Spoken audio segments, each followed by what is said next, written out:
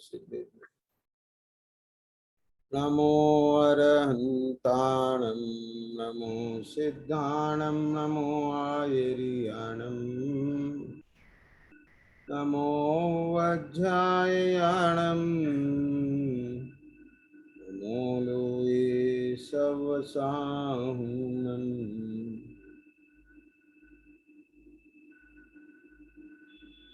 तीन भुवन में सार वीतराग विज्ञानता शिव स्वरूप शिवकार नमः प्रियोग समारिके।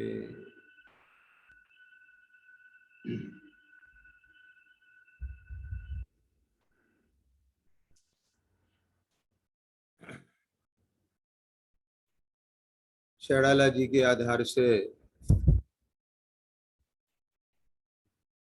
अपना स्वाध्याय का क्रम चल रहा है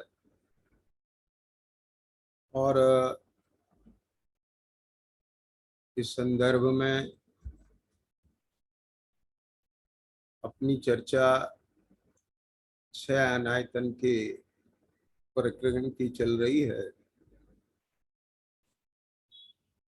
अभी तक जो 6 अनायतन का स्वरूप की चर्चा हुई है उसमें जो मूलभूत बात आई है वो ये है, आयतन माने धर्म का स्थान। जो धर्म का स्थान नहीं है वो अनायतन है। अब सवाल ये उठता है कि धर्म के स्थान तो बोले सभी हैं। लोक में जितने भी प्राणी हैं,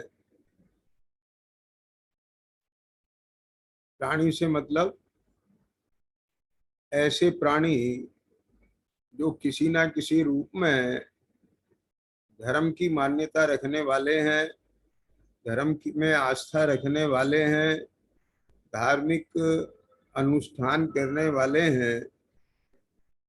उन सब के अपनी अपनी आस्था के जो स्थान हैं वे सब उनके अनुसार धर्म के स्थान हैं।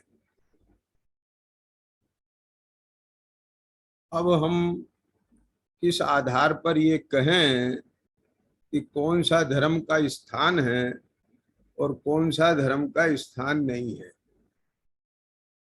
क्योंकि जब ये बात कही जाएगी कि अमुक धर्म का स्थान नहीं है वो अनायतन है, तो इससे ये बात निकल के आएगी कि ये तो साहब कट्टरवादता है, पक्ष विपक्ष है, राग द्वेष है। आप समझे में आया ना।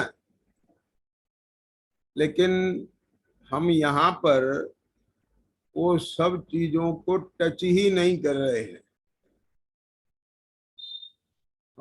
हमने शुरू से ही ये बात लेके चले हैं कि ये जो चर्चा चल रही है तत्व ज्ञान की, ये तत्व ज्ञान ये आत्मा का विज्ञान है।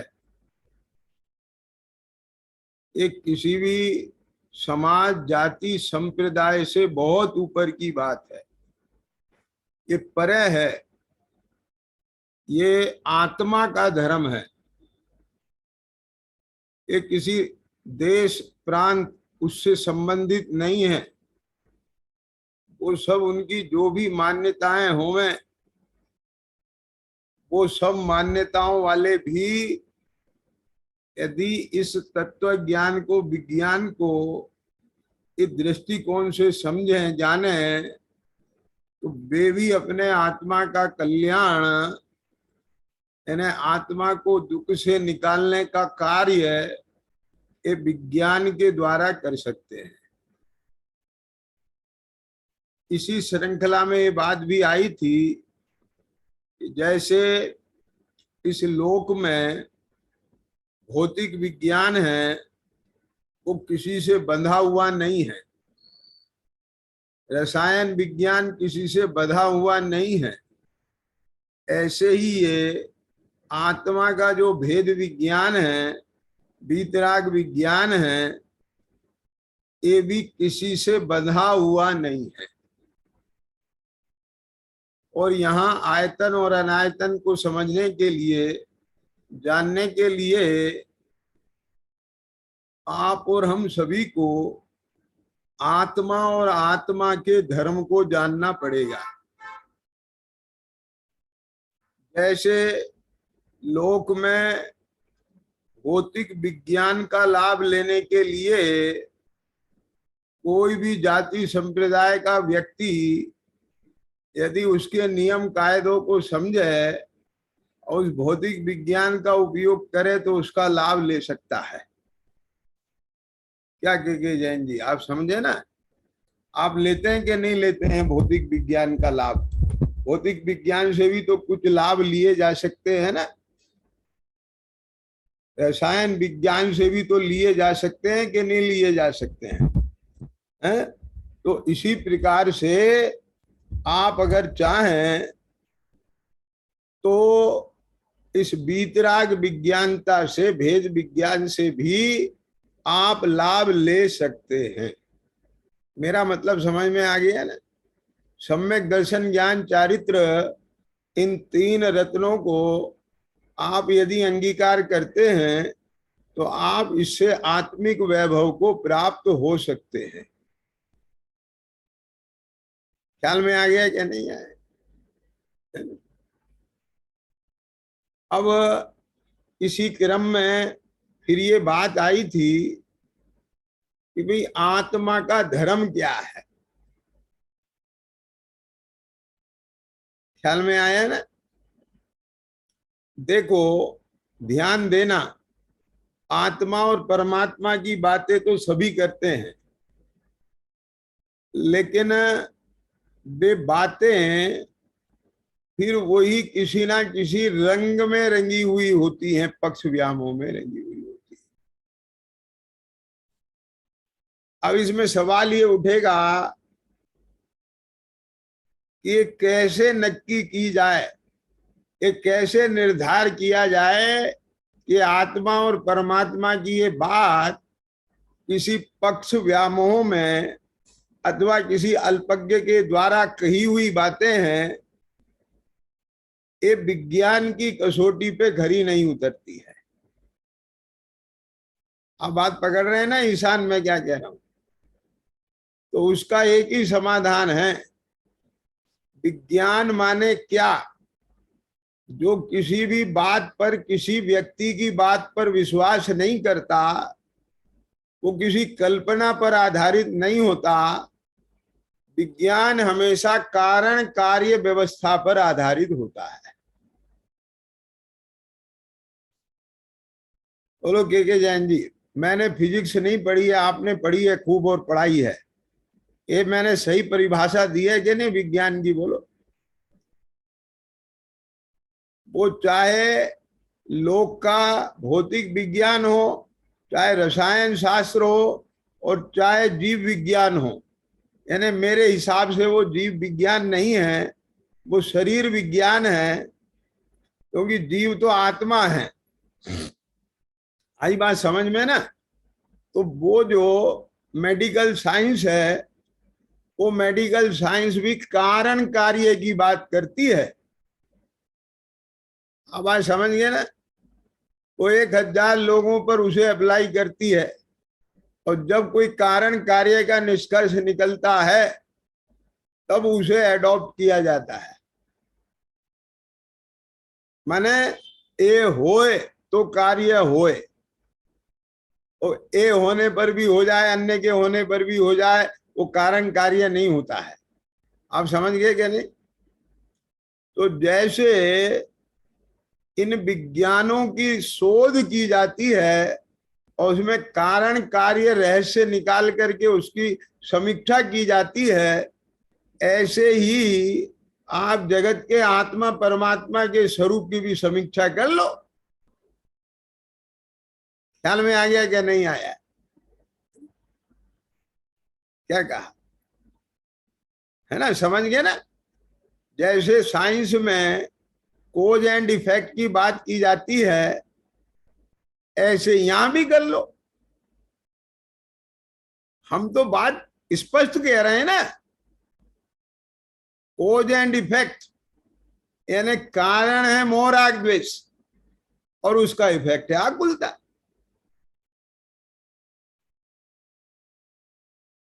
अब इसे विज्ञान की कसौटी पे कस लो।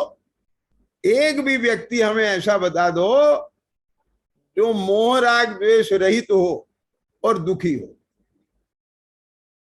और एक भी ऐसा व्यक्ति बता दो जो मोह राग द्वेष सहित हो और सुखी हो।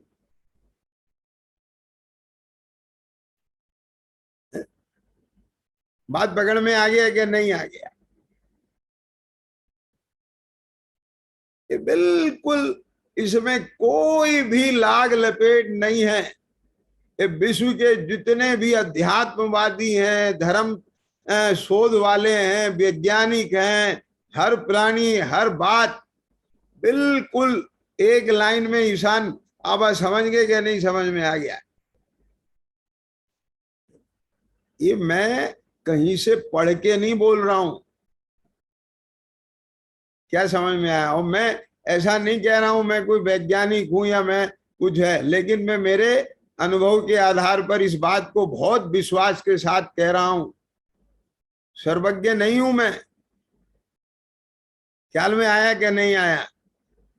लेकिन तो भी मैंने अपने जीवन की प्रयोगशाला में ये प्रयोग करने के बाद, शोध करने के बाद, आगम से जानने के बाद ही नहीं खाली, तब इस बात को मैं बिल्कुल ओपन हार्ट से कह रहा हूं कि विश्व का कोई भी व्यक्ति इस बात पर शोध करे तो इसे कोज और इफेक्ट के रूप में प्रसिद्ध किया जा सकता है। मैं बहुत चीजों में नहीं जा रहा हूं। आप जैन दर्शन को पता नहीं कहां कहां से विश्लेषित करोगे, लेकिन मैं तो एक लाइन में विश्लेषित कर रहा हूं। क्या कहा?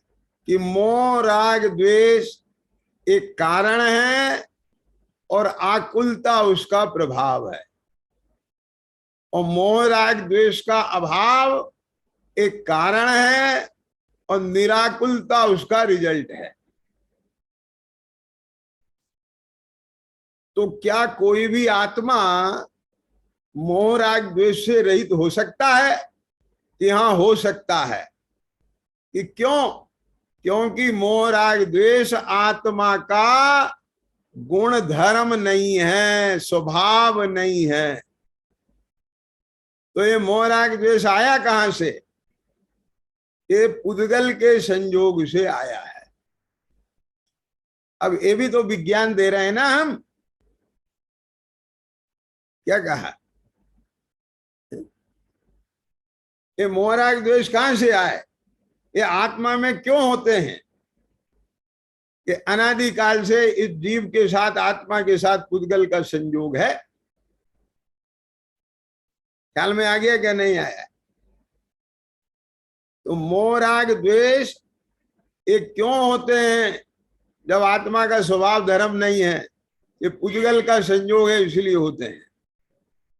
तो क्या उस संयोग का वियोग किया जा सकता है? कि हाँ, किया जा सकता है। संयोग का तो वियोग होगा ही होगा।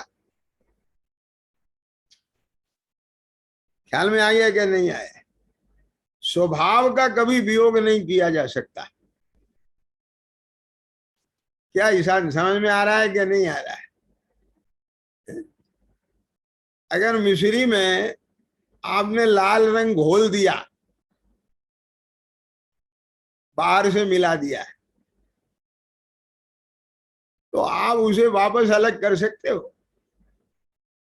लेकिन नेचुरल रूप में जो मिश्री का गुण धर्म ही मिठास है, आप उसे अलग नहीं कर सकते।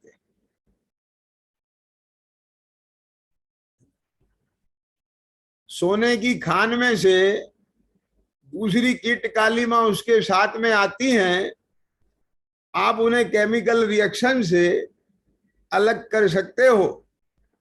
लेकिन जो स्वर्ण धातु है, मेटल, उसका जो स्वर्णत्व भाव है, आप उसे अलग नहीं कर सकते। यदि वस्तु में से उसका धर्म, धर्म से मतलब उसका स्वभाव आपने अलग कर दिया तो वस्तु का नाश हो जाएगा। और ये विज्ञान है कि किसी वस्तु का ना तो नाश हो सकता है और ना ही कोई वस्तु नई पैदा की जा सकती है।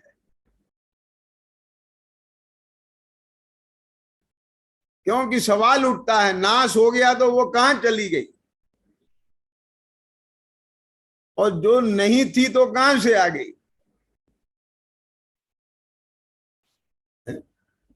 फॉर्म चेंज हो सकती है। अब ये बॉडी आपने जला दी, इसमें से कुछ गैसेस निकल गई, पानी जल गया, तो जल के कहीं चला नहीं गया, ख्याल में आ गया, भाप बन के उड़ गया। माने कहीं ना कहीं उसकी फॉर्म चेंज हुई है, उसकी एग्जिस्टेंस खत्म नहीं हो सकती है। अब बात समझ गए कि नहीं समझ गए? किसान समझे ना? अब यदि कोई ये कहे, मेरी बात को समझना जरा,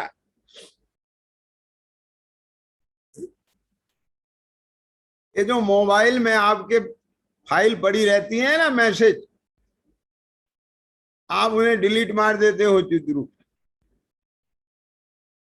तो भी वो कहीं और इकट्ठी हो जाती हैं, रिसाइकिल बिन में चली जाती हैं।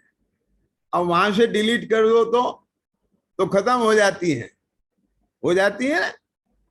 लेकिन मैं एक चीज बता रहा हूं तुम्हें, अब इस पे रिसर्च करने ना मैंने नहीं की है। वो वो जो परमाणु हैं वे खत्म नहीं होंगे। जैसे बाहर के वायुमंडल से वे आपके रंग रूप परिणमित होकर के फाइल के रूप में, फोटो के रूप में आ गए थे, वहां से भी डिलीट होकर के चले जाएंगे। अथवा ये भी हो सकता है कि बेई परमाणु रंग रूप हुए हों और बेई परमाणु अब रंग रहित हो गए हों। ख्याल में आ गया क्या नहीं आया? कि आप पकड़ गए बात में क्या कहना चाह रहा हूं? जैसे कोई स्क्रीन होती है ना, अब उस स्क्रीन पे कलर आ गए, वो स्क्रीन कलर से रहित हो गई। आप पॉइंट पकड़ रहे हैं कि नहीं पकड़ रहे हैं? तो बेई बल्ब जो है अलग अलग रंग रूप होकर के फिल्म बना रहे हैं पिक्चर ट्यूब पे, और फिर वही जो है पिक्चर ट्यूब तो वही की वही है, अब उसका रंग बदल गया, लेकिन परमाणु का खत्म हुए। मेरा मतलब समझ में आया ना? ये बात मैं बिना रिसर्च के, सर्वज्ञ भगवान की रिसर्च के आधार पे बोल रहा हूं, क्योंकि उनने अपनी रिसर्च में ये बात कह दी है कि द्रव्य का कभी नाश नहीं होता, और नहीं होता तो नहीं होता, बस खत्म हो गई बात, हो ही नहीं सकता। उत्पाद व द्रव्य युक्तम सत, और सत द्रव्य लक्षण। क्या कहा? लोग में कहते हैं कि रानी रेवती से कहा कि चलो, बोले मुझे जरूरत ही नहीं है ना जाने की। बोले क्या पता सच्चे हो? ये बोले मुझे जरूरत ही नहीं है ना, मुझे शंका हो तो मैं जाऊं। लोग में कहते हैं ना, बोले तुम्हें शंका है, तुम जाके अपनी शंका मेट लो। हम तो यहीं बैठ के कह रहे हैं कि परमाणु का भी नाश नहीं होता। लगाओ सारे वैज्ञानिकों को, यदि वो सिद्ध कर दें तो अब हम जाने कि उनने सिद्ध कर दिया कि परमाणु की सत्ता ही खत्म हो जाती है दुनिया से। हल में आ गया क्या नहीं?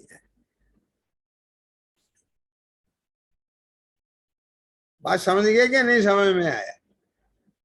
तो ये जीव, पुद्गल, धर्म, धर्म, आकाश, काल, ये जो 6 द्रव्य हैं, ये 6 द्रव्य अनादि अनंत हैं, इन्हें किसी ने बनाया नहीं है। कोई इनका नाश नहीं कर सकता, मात्र इनके परिणमन में चेंजेस आते हैं।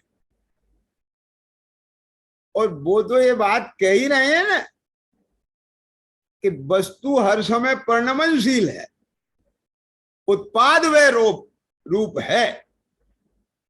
ध्रुव रहते हुए भी पूर्व पर्याय का वह, नहीं पर्याय का उत्पाद, हर समय परिणमनशील है। तो परिणमन का मतलब क्या है? चेंजेबल है। आत्मा में ज्ञान दर्शन गुण है, उनमें भी हर समय परिणमन चल रहा है। क्या समझ में आ गया? उद्गल जड़ में भी हर समय परिणमन चल रहा है। तो ये है असली बात। हम यहां पर बात को पकड़ना जरा, उस धर्म की बात कर रहे हैं यहां बैठकर, कि जो धर्म आत्मा का विज्ञान है। ख्याल में आ गया क्या? नहीं है? और जो आत्मा को उसके धर्मों से मिलवाए, धर्मों की पहचान कराए और धर्म प्रकट करने की विधि बताए, उस स्थान का नाम, उस प्रयोगशाला का नाम आयतन है। जैसे भौतिक विज्ञान की अपनी प्रयोगशाला होती है, ऐसे ही ये आत्मा के विज्ञान की भी प्रयोगशालाएं हैं। समझ में आ गया ना? एक स्थान है, धर्म का स्थान, उसका नाम है आयतन। अब ये मैं इस रूप में क्यों प्रस्तुत कर रहा हूं? शैलेंद्र सुनना, धनपाल जी क्या कह रहा हूं मैं इसलिए कह रहा हूं, वास्तव में तो आयतन की परिभाषा ये है। और आप सुन लो मेरी बात ध्यान से, जो आयतन है भी उन्हें आयतन ही बनाओ। क्या क्या है? विज्ञान की प्रयोगशाला में जाकर, भौतिक भौतिक प्रयोगशाला में जाकर वहां प्रयोग करना भौतिक विज्ञान के।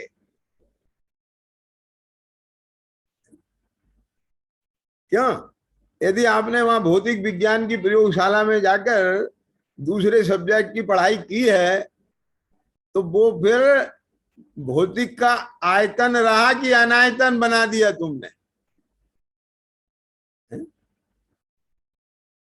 क्या समझ में आया?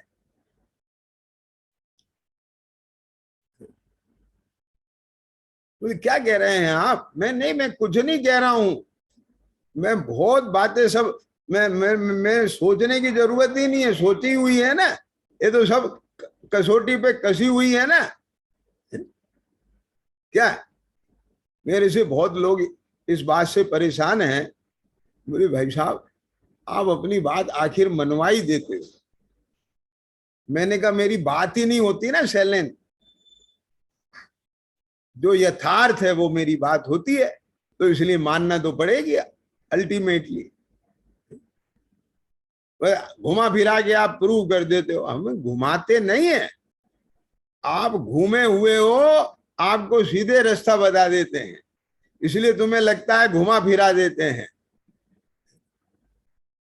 क्या समझ में आया? आप अपनी बात प्रूव कराने में पक्के हैं, और हमने कहा हम प्रूव करने में पक्के इसलिए हैं कि हमारी बात प्रूव्ड है। जब सच्ची है तो उसमें क्या दिक्कत?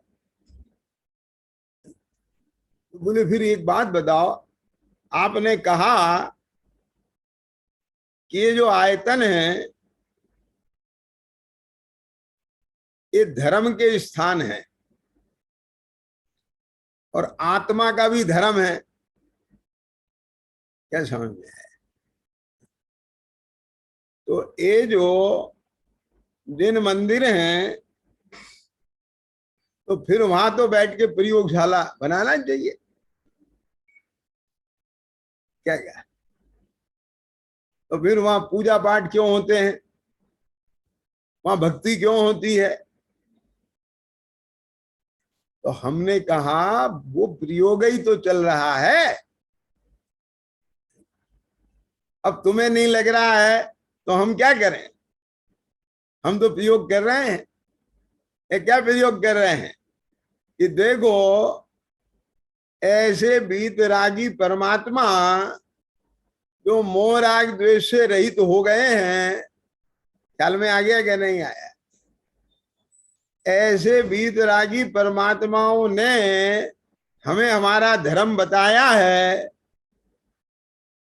तो जब तक हम भी मोह राग द्वेष से रहित नहीं हो जाते, तब तक सत्ता में जो पड़ा हुआ राग है वो भी इतना सज्जन हो गया कि उसे इन वीतरागियों का राग हो गया, तो हम क्या करें? और वो इन वीतरागियों की भक्ति कर रहा है, तो हम क्या करें? और हम ये देख रहे हैं कि इनकी शरण में आने पर वो अशुभ से शुभ रूप परिणमित हो रहा है। बात को पकड़ना जरा, क्या कहा? अशुभ से शुभ रूप परिणमित हुआ, इसका मतलब क्या कि वो राग भी ये कह रहा है कि मैं कब वीतरागी हो जाऊं, ये भावना भा रहा है।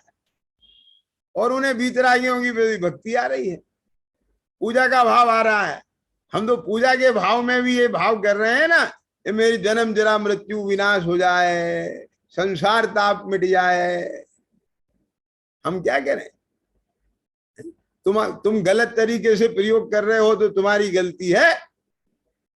अब जन्म जरा मृत्यु विनाशनाय का भाव भाषण नहीं होता तुम्हें, और तुम वो छंद पढ़ते हो और उसमें तुम गीत संगीत में नाचते हो, और तुम्हें पता ही नहीं चलता हम क्या पढ़ रहे हैं, इसका क्या भाव है। तो हम क्या करें? आवाज समझ में आ गया क्या नहीं आ गया? तुम्हें यही समझ में नहीं आता कि यहाँ हमारा राग प्रशस्त है कि अप्रशस्त है? मैं बता रहा हूं, बहुत खुल के बात कह रहा हूं। तुम वहां नचने वालों को देख करके अपने राग का पोषण कर रहे हो, और खुद नाच के अपने राग का पोषण कर रहे हो, तो तुम्हारे उस समय जो उल्लास का भाव है उसमें प्रशस्त राग की शाइनिंग है बहुत कम, और देह के लक्ष्य होने वाला राग है बहुत ज्यादा। वाह, इन नृत्य बहुत बढ़िया गया, बहुत जम रहा है। और मैं आपको क्या बताऊं, अंदर से विकार ऐसे निकल के आ जाते हैं। वो देह को नचती हुई देख करके आपके परिणाम भी बिगड़ जाते हैं। अब वो तो अलग है, सबके नहीं बिगड़े, जिसके बिगड़े तो अलग अलग खुशबू आएगी कि नहीं आएगी, जिसकी जैसी होगी। अरे तुम्हें विशुद्धता भी आए तो जाति की आए ना पूरी की पूरी, कि देखो कैसे जीव भगवान वीतरागी के प्रति समर्पित हो रहे हैं, कैसे उनका गुणगान कर रहे हैं। बस इतना इतना गंध आए उसमें से, कैसे नृत्य कर रहे हैं। नृत्य करना माने देह से भगवान की भक्ति, बोल के करना माने वचन से। और कोई ना वचन से कर रहा है ना देह से कर रहा है, वो मन ही मन में आनंदित हो रहा है तो मन से कर रहा है। बात पकड़ में आ गई कि नहीं आ गई? माने उसका जो उपयोग है वो देह से, अपनी दूसरों की देहों से, अपनी कषाय से, दूसरों की कषाय से, पंचेंद्री के विषय भोगों से। मैं आपको एक चीज बताऊं ना, क्या बोला धनपाल जी, उस हॉल में पंखा चल रहे हैं, एसी चल रहा है, और तुम्हारे नृत्य करते करते वो सब लाइट भाग जाए और नृत्य बंद हो जाता है,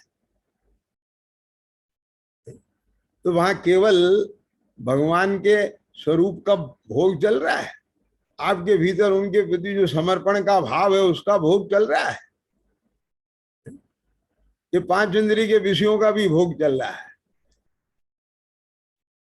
यदि अकेला वो चल रहा हो तो लाइट भग जाए तो भग जाए, हमें क्या लेने देने, ये सारे लोग चले जाएं हमें क्या लेना देना, और वीडियो वाले ने वीडियो बनाना बंद कर दिया तो हमें क्या लेना देना,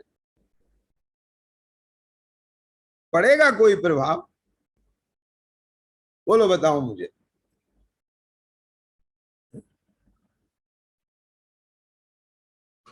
एक माँ अपने भूखे बालक को दूध पिला रही है और लाइट चली जाए तो दूध पिलाना बंद हो जाएगा उसका?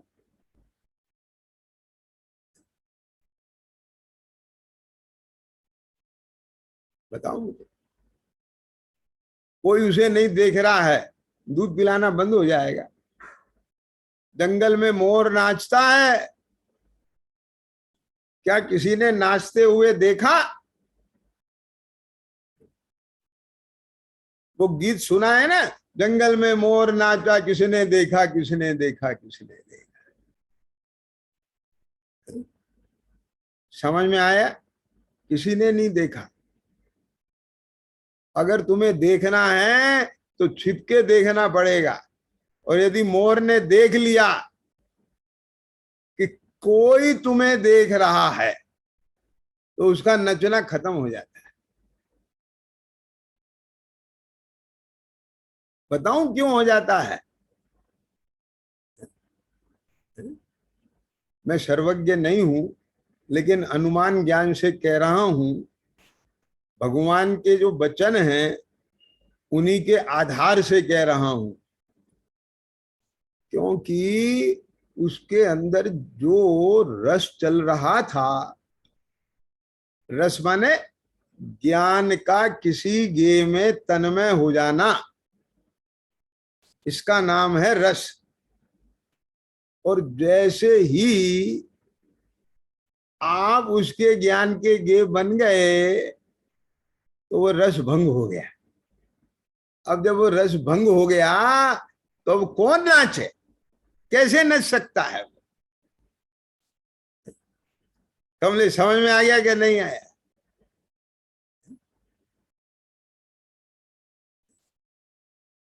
तो आपके ज्ञान के भगवान नहीं बन रहे हैं वहां, क्योंकि लाइट भागी है, भगवान नहीं भागे।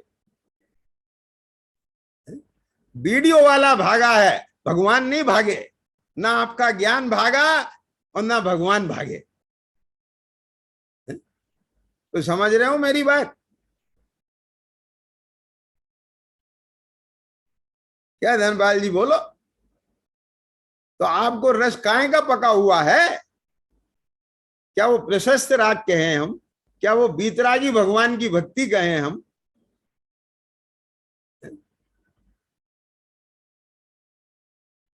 बोलो।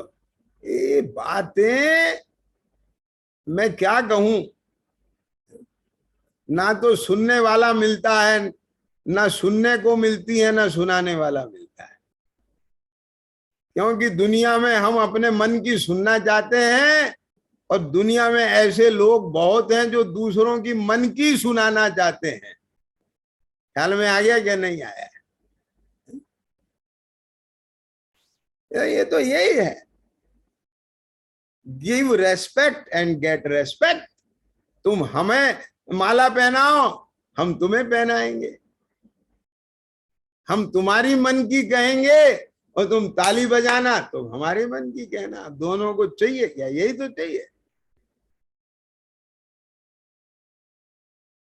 आगे बात पकड़ में कि नहीं आगे? चिद्रूप क्या कह रहा हूं मैं? धनपाल जी क्या विकल्प है? आप समझे ना क्या कह रहे हैं? बहुत मार्मिक बात है, आप विचार करना, चिंतन करना इस पे। भक्ति रस का मतलब क्या है? गुणे अनुरागे भक्ति, और रस ज्ञान का उनके गुणों में अनुराग पूर्वक। ख्याल में आ गया ना? डूब जाना ज्ञान के गे उनके गुण बन रहे हैं, उनकी वीतरागता बन रही है। धन्य जिनेश्वर देव तुम नाशे कर्म जो आज, वहां से इतना बहुमान उपज रहा है। और अकेले कर्मों को नाश दिया है, नास्ती से ही नहीं है, ये उनका नाश होने पर जो आत्मिक वैभव प्रकट हुआ है और उसकी जो चमक है, उसकी जो खुशबू है, उसका जो आनंद सुख है, वो सुख मानो मेरे वैभव को दर्शा रहा है कि I have the infinite potential. ख्याल में आ गया क्या नहीं आया? मैं भी ऐसा, जैसा आपने प्रकट कर लिया है, ऐसे ही स्वभाव और सामर्थ्य का धारी हूं, बस मुझे प्रकट करना है। और मुझे आपको देख के बल मिलता है, जब आपने कर लिया है तो मैं भी कर सकता हूं। क्यों? क्योंकि जीवत्व गुण की अपेक्षा से जैसे आप हैं ऐसा ही मैं हूं। ख्याल में आ गया कि नहीं है? आप बात पकड़ें तो सही ना। धर्म माने क्या है? ये है असली आत्मा का धर्म। और जहां इस धर्म की पुष्टि होती है, ये धर्म का प्रयोग होता है, वो है आत्मा की प्रयोगशाला, वो है धर्म की प्रयोगशाला। उसका नाम है धर्मायतन। ख्याल में आया ना? मुझे बताओ आप। अरे जो स्थान जिस कार्य के लिए बनाया गया है, यदि उस स्थान पर वो कार्य नहीं होगा तो ये भी तो अधर्म है। क्या कह गए हम?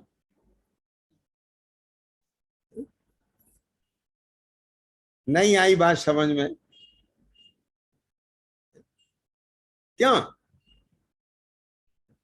एक विद्यालय है, एक भोजनालय है, एक शौचालय है। अब इनका क्रम बदल दो आप। वहां का काम वहां करो, वहां का काम वहां करो। क्यों? तो क्या होगा शैलेंद्र? चलो बदलो, विद्यालय को भोजनालय कर दो। भोजनालय मतलब विद्यालय में जाओ और वहां शौचालय करो आप, और शौचालय में भोजन करो। तो क्या होगा? लोग क्या कहेंगे? ये क्या कर रहे हो? हर काम के लिए स्थान बनाया है कि नहीं बनाया? मेरा मतलब समझ में आया? ध्यान से सुनना जरा बात। जैसे मंदिर में लोग बैठ कर के बातें करते हैं, तो वो तो आपकी आंख में खटकता है। ये बोले ये बात करने की जगह है, ये तो स्थूल बात है बहुत। मैं जरा बारीकी में जाके कह रहा हूं। आप मुंह से बात नहीं कर रहे हो, आंखों से बात कर रहे हो। आप मुंह से बात नहीं कर रहे हो, कानों से बात कर रहे हो। आप कान और आंख से ही बात नहीं कर रहे हो, आप मन से बात कर रहे हो। ये बातें नहीं है क्या? बोलो। जब आप भोजनशाला में भोजन बनाते हैं, तो आपका ज्ञान का कि वही बनना चाहिए ना, और वही बनता है कि नहीं बनता है? तो ऐसे ही मंदिर में भी आत्मा और परमात्मा ही गे बनना चाहिए। अब मेरी बात को पकड़ना जरा, मैं दूसरी बात पे आ रहा हूं। अब इसी के साथ बता रहा हूं क्या, कि वहां प्रत्यक्ष रूप में हमें आत्म स्वभाव की प्रगटता नजर आ रही है। जो जानति अरहंतम दव्वत गुणद पज्जयते ही। ख्याल में आ गया क्या नहीं आया?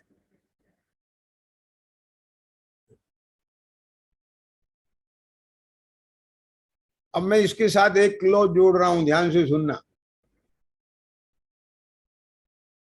अनंत भगवान का मतलब जो उनकी ये पद्मासन मुद्रा है, जो उनका ये परमोदारिक नग्न दिगंबर स्वरूप है, जो उनका वीतराग स्वरूप है, जो उनका परम शांत मुद्रा है, बिना श्रृंगार के है। ख्याल में आया ना? तो अब सुनना ध्यान से, ये हमें क्या संदेश दे रही है। आप पढ़ो।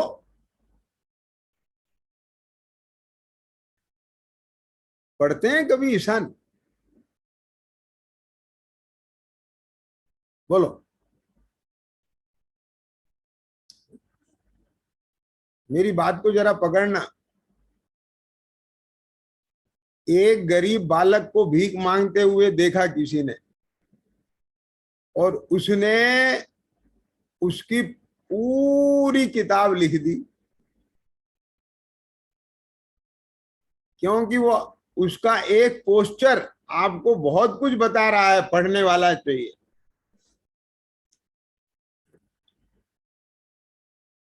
ख्याल में आया कि नहीं आया?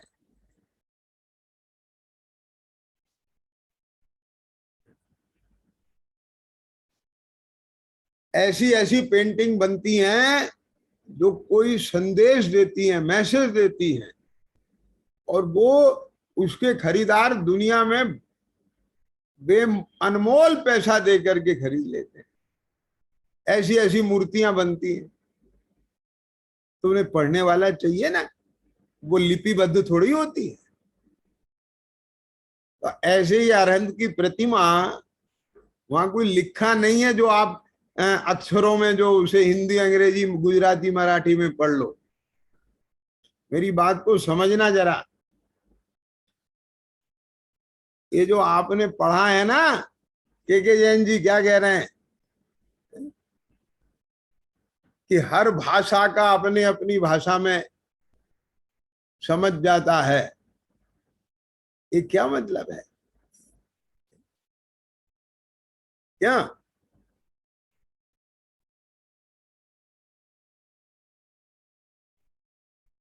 विश्व का कोई भी व्यक्ति जिसकी जो भाषा हो, वो अपनी भाषा में उनकी उस मुद्रा को देख करके पूरा मुक्ति का मार्ग समझ सकता है।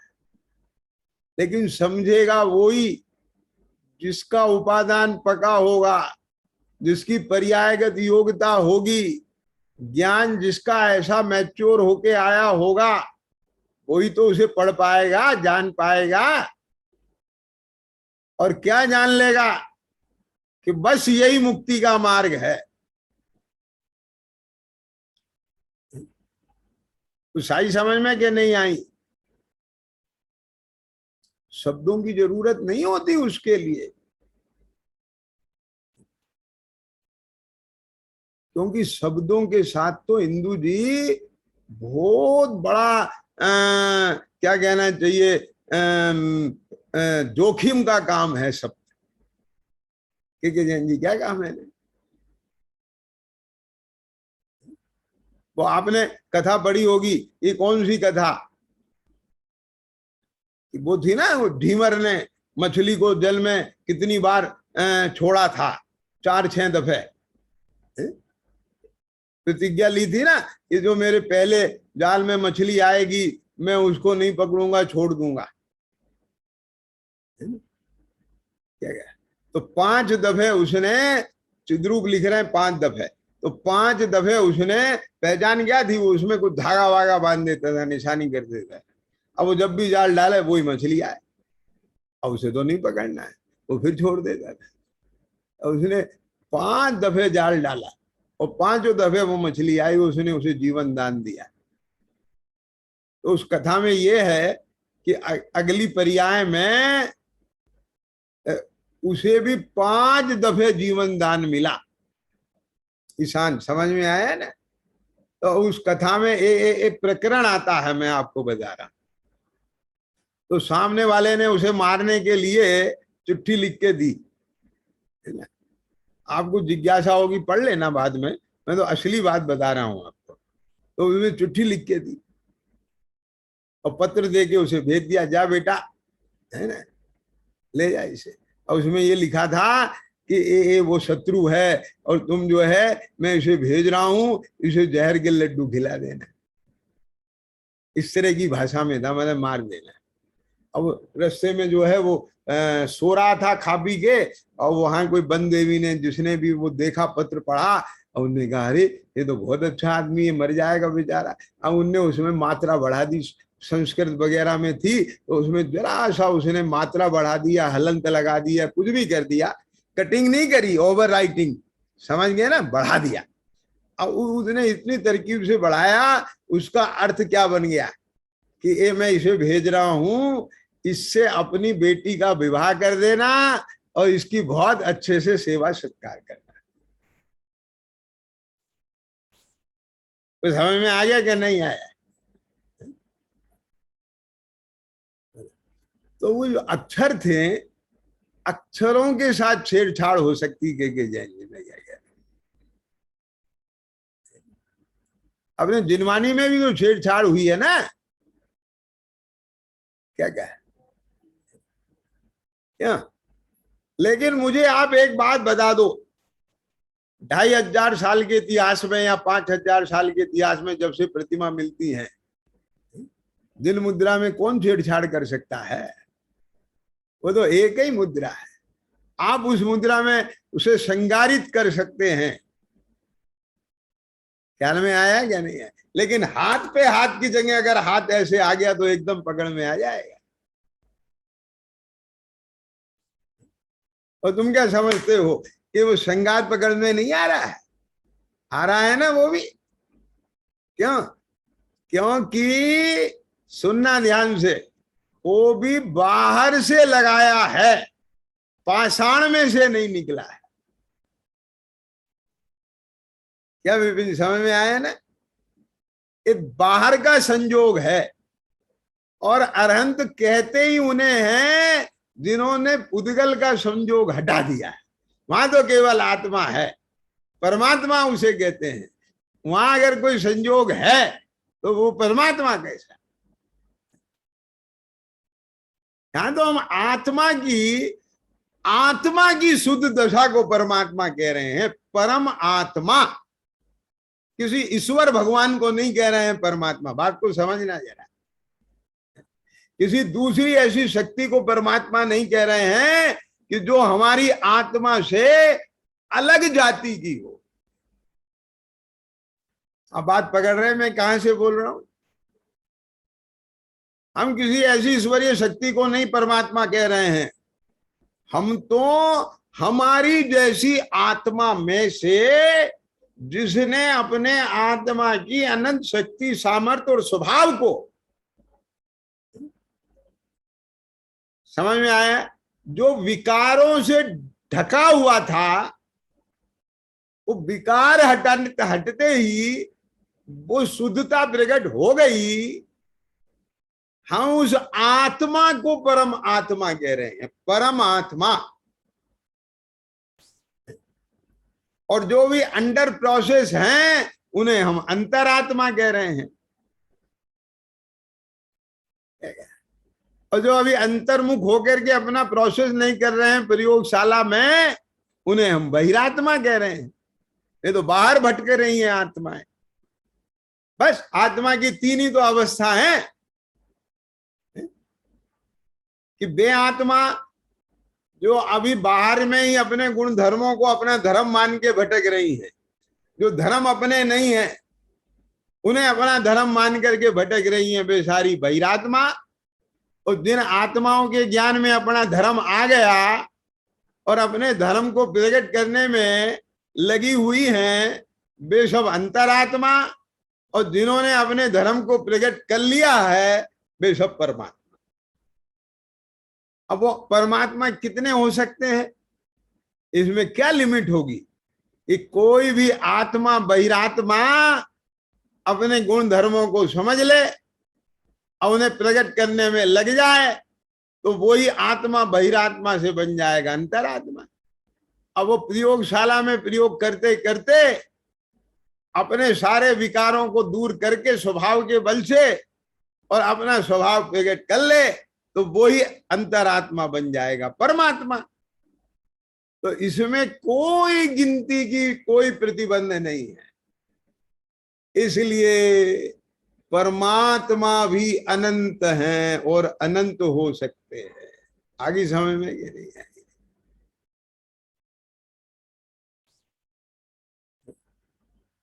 ये धर्म पढ़ाया जा रहा है। क्या क्या ये किसी की बपोती नहीं है, ये प्रत्येक आत्मा का धर्म है। आगे समझ में कि नहीं आ गई? बोलो बताओ।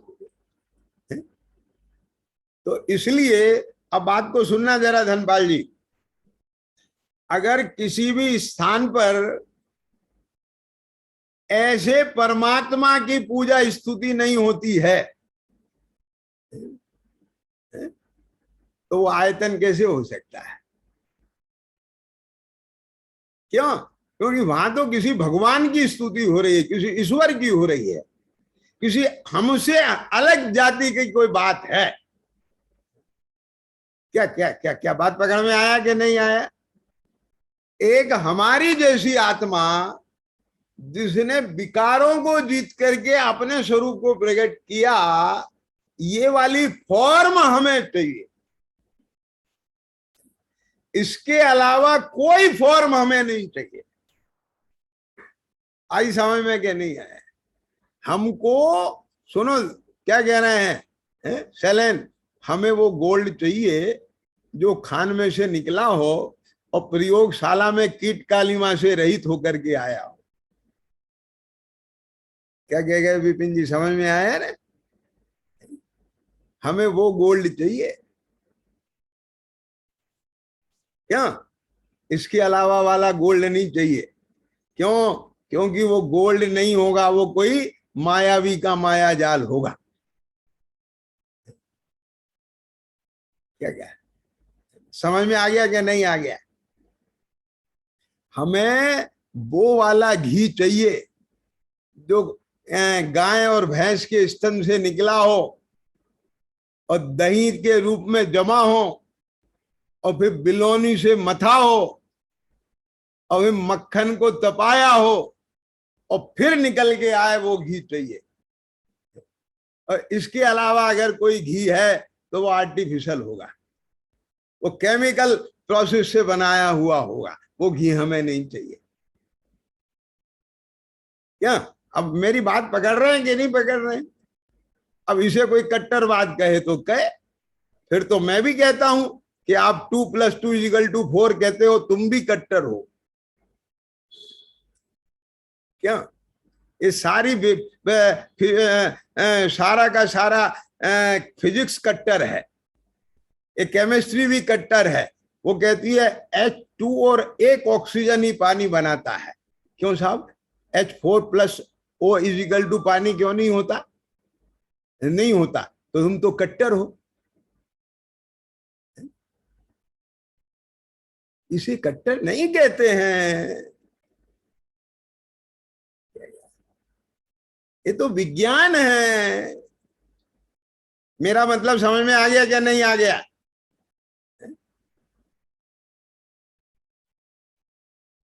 तो भैया आप अभी जो धर्म पढ़ रहे हो वो कोई और है। क्यों ईशान, समझ में आ गया क्या नहीं आ गया? क्या कहा? अच्छा बताओ, सच बताओ, स्पीकर ऑन करो, अभी बीच में माइक ऑन करो, कर सकते हो क्या? नहीं कर रहे? अरे हम कह रहे हैं ना, करो करो बेटा करो, और माइक ऑन करके बताओ।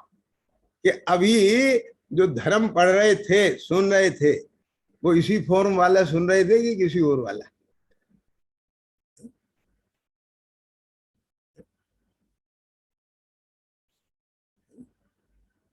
क्यों? इससे अलग पढ़ रहे थे ना? बोलो, तुम बोलो बेटा, मैं कह रहा हूं, मैं सुनना चाहता हूं अभी तुम्हारे मुंह से। खोलो स्पीक, माइक खोलो, ऑडियो ऑन करो।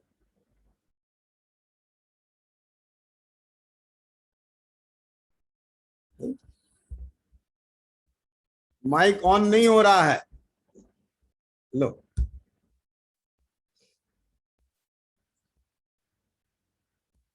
करो, अब हो जाएगा। नहीं हो रहा है?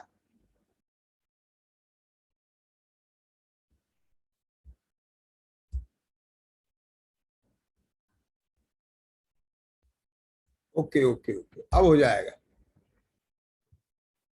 हाँ। हो गया। हाँ हो रहा है, हो गया। हाँ, बोलो। अभी तक जो धर्म को पढ़ने की जिज्ञासा थी और जो धर्म समझ रहे थे, है ना, वो यही वाला था। माने यही वाला तो था, लेकिन इसी नजरिए से था, या हम हमारे धर्म को पढ़ रहे हैं किस नजरिए से? मतलब पुण्य को ही धर्म मान के पढ़ रहे थे अब तक तो। हैं? पुण्य को ही धर्म मान के पढ़ रहे थे अब तक तो। नहीं नहीं, मैं अभी पुण्य पाप से नहीं पूछ रहा हूं, वो तुमने जी फिर वो शास्त्रीय भाषा का प्रयोग किया। जी जी। मैं तो ये पूछ रहा हूं कि जो मैंने ये इंटरप्रेट किया है ना, के जैन जी बोलेंगे। अब आप बोलो के जैन जी, आप समझ गए जो मैं कहना चाह रहा जी, जैनिज्म है सर। हूँ। हाँ बोलो। हम हम तो इसी तरीके से ही सोचते थे, लेकिन अब जो है वो और क्लैरिटी आ गई कि जो सोचते थे वो सही ही है करीब करीब। हाँ अब जो हमारा दृष्टिकोण था वो हम चाहे कर नहीं पा रहे थे, पर कॉन्सेप्ट हमारा यही था। हाँ, मतलब कहने का मेरा ये है, वो तो आप लगे हो बहुत दिन से, मैं ये कहना चाह रहा हूं कि अभी जो आप चारों तरफ देख रहे हैं कि जिस रूप में धर्म को फॉलो किया जाता है, आयतनों को भी जिस रूप में आयतन माना जाता है, अनायतनों को जहां से अनायतन माना जाता है, वो सारा कुल पद्धति से चल रहा है या विज्ञान पर आधारित है? बस ये बताओ। जो मैंने अभी जो आपको जो मैंने जो एंगल दिखाया है, जो चश्मा लगा के बात कर रहा हूं, वो उसी चश्मे से देखा जाता है क्या? इस पर आप अपनी टिप्पणी बताओ। बिल्कुल कुल पद्धति से, मतलब विज्ञान की पद्धति के अलावा जितनी पद्धति है उससे देखा जाता है। हाँ। और उसका वस्तु के स्वभाव से देखा नहीं जाता, और जो देखते हैं वो बहुत आइसोलेटेड, और उनको तो मानना, ये मानते ही नहीं होंगे अगर हम दूसरे की दृष्टि से देखें कि कोई धर्म ये है। वो तो कुल की या कन्वेंशनल या जो अपने दिमाग में आ रहा है, मतलब जिसको व्यवहार को धर्म मानते हैं, और उसमें भी बहुत बहुत सारी वो है, वैसे धर्म माना जा रहा है। मतलब कहने का ये है कि समीचीन धर्म को भी अगर हम इस एंगल से नहीं पकड़ेंगे तो क्या हम अपने अचीवमेंट को प्राप्त कर पाएंगे? बिल्कुल नहीं, बिल्कुल उल्टे जाएंगे, बिल्कुल समझ उल्टे गए जाएंगे। नहीं? समझ गए। तो इसीलिए क्या है कि जो ये आयतन भी हैं, तो इनके आयतन का भी हम सही मायने में सदुपयोग नहीं कर पा रहे हैं। बिल्कुल सही। ख्याल में आया ना ईशान, क्या कहना चाह रहे हो? बोलो। हाँ बताओ। ऐसे नहीं, मैं तुम्हारे विचार सुनना चाह रहा हूँ बेटा। ऑन करके बोलो। हाँ जी। अभी तक तो जैसे जो बताया गया वो सुन के और वो सही मान के वही करते रहे, लेकिन कभी उसको ठीक से विचार करके कि या ऐसा क्यों है या ऐसा क्यों करना है, क्या सही है क्या गलत है, उस तरह से विचार करके अभी तक तो नहीं किया। अब शुरू किया है उस तरह से सोचना। हाँ, मतलब अब देखो, अब आपको ये लग रहा होगा कि अब हम धर्म के लिए धर्म नहीं बल्कि अपने लिए धर्म करेंगे। ये दो दो दो चीज आ गई ना, अलग आ गई कि नहीं आ गई? क्या कहा है ना, समझ गए? अब बताओ इसके बारे में तुम क्या कहना चाहते हो? ये धर्म के लिए धर्म नहीं, और अपने लिए धर्म। अपने कल्याण के लिए। और अभी तक क्या करते थे? बस देखा देखी कि ये धर्म है, धर्म के लिए धर्म करना है। 24 घंटे में थोड़ा समय धर्म के लिए भी निकालना चाहिए, जी। है ना? तो हम धर्म के लिए डेडिकेटेड होते थे उस टाइम में। समझ में आया ना? अब हाँ जी, हमको ये नहीं। अब ये जो समय है ये हमारा है और बाकी का समय हमारा नहीं है। अब इतनी बात निकल के आ गई कि नहीं आ गई? जी। बस आ गई तो मेरा ये सब इतना मेहनत करना सार्थक हो गया। ओम नमः सिद्धेभ्य।